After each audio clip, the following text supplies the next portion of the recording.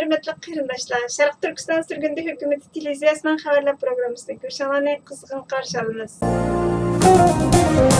İnsan Haklarını Gözetiş Teşkilatı'nın 20 iyun, yani bugünkü xabarda aytilishicha, Amerika hukumati Uyg'urlarni majburiy emgakka selish orqali ishlab chiqarilgan mallarning kirgizilishining oldini oladigan qonunni qat'iy ijro qilish kerakligini aytdi. Amerika Davlat bexatarlik ministrligi Uyg'ur majburiy emgakidan ishlab chiqarilgan mahsulotlarning import qilinishini cheklash strategiyasini oshkorladi. Amerika chegara mudofaasi bu moliya yili $270 million qimmatidagi majburiy emgak bilan ishlab chiqarilgan mallarni to'xtatdi.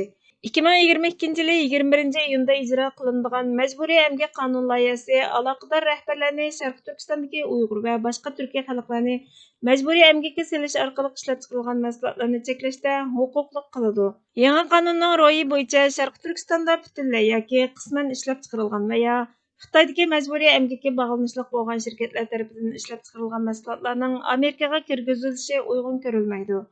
Kishilik huquqni kuzatish tashkilotining yuqori darajalik tadqiqotchisi, korxona mas'uliyatini surishtirishni tashabbus qiluvchi Jim Wormington, Amerikaning yangi qonunining ro'yi bo'yicha bo'lganda Xitoydagi bo'libmi atalmish Şinjandagi majburiy emgakdan foyda olgan shirkatlarning savdosi uzunga bormaydi. Shirkatlar atalmish Şinjanga tutishadigan har qanday ta'minlash zanjirini tezdan aniqlab, atalmish Şinjangdan ayrilishi yoki Amerika qonuniga xiloflik qilishi va mollari Amerika chegarasida tutib qilinishi mumkin.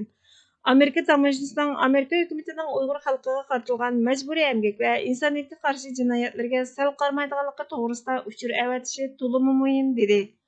6 ayning 13 kuni Amerika tamojna va chegara qo'g'dash idorasi import qiluvchilarga qonunning yo'lga qo'yilishidagi yetakchi fikrni o'ttirg'a qo'ygan bo'lib, import qiluvchilarning ta'minlash zanjirini xom ashyo saviyasiga tushirib, mahsulotlarning butunlay yoki qisman atalmish Şinjangda majburiy emgakka chetishliq o'rinlar tarafidan ishlanganligini aniqlash.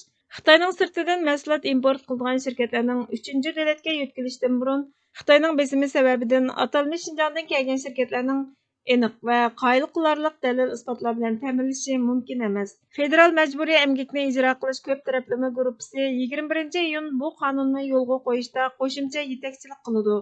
Kishilik huquqni kuzatish tashkiloti majburiy emgak qonunining unumli ijro qilinishi Amerika tamojna xodimlaridan atalmish Şinjangga munosabatlik mahsulotlarni Amerikaga import qilingan nurg'un tovarlar orasidan farqlantirishni talab qiladi. Tamojna xodimlari majburiy emgakka munosabatlik bo'lish xavfi bo'lgan sohalardagi import qiluvchilarni aniqlab, ularning ta'minlash zanjiridagi uchurlarni talab qilishi, tamojna va chegara mudofaasi to'r bekatida saqlagan, qayta eksport qiladigan, chiqarayotgan yoki tutib qolgan tovarlarni tasvirlaydigan oylik sonliq ma'lumotlarni e'lon qilishi kerak. Amerika hukumati yana boshqa munosabatlik bo'lgan qonunlarni ijro qilib, Xitoydagi majburiy emgakka chetishliq tovarlarni import qilgan yoki import qilmoqchi bo'lgan shirkatlarga moliya jazo berishi, inson tijorati maqdurlarini qo'g'dash qonunidan foydalanib, jinoiy qilmish bilan shug'ullangan shirkat va uning mas'ullarini sudlashi kerak dedi. Yaponiyaning Uyg'ur nomzodi 33 yoshli Arfiya eri ko'p tilliq Birlashgan Davlatlar Tashkilotining sobiq amaldori.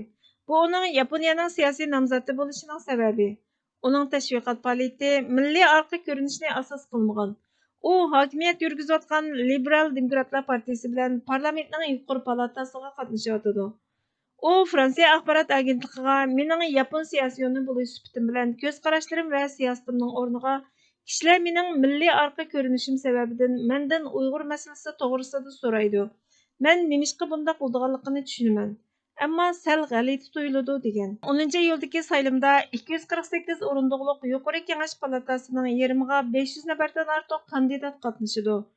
Liberal Demokratlar partiyasining g'alaba qilishidan umid bor. Arfiya erining fursatlari eng oxirida partiya tizimligiga kirgizilgandan keyin belgilandi.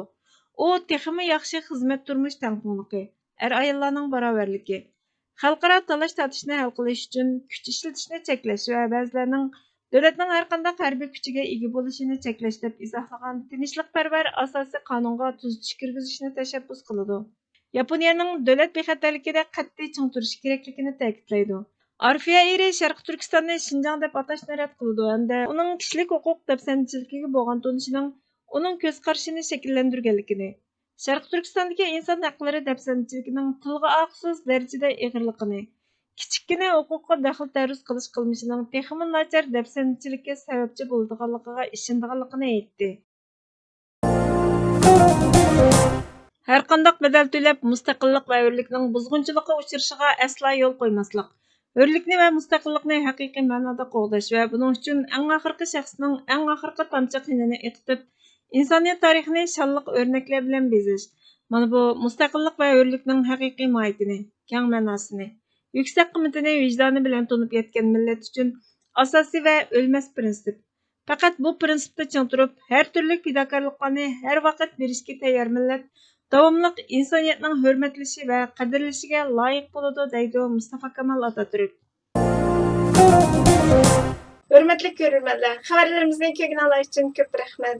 Kelar qitimli programmamizda ko'rishguncha Allohga omonat bo'lgaysizlar.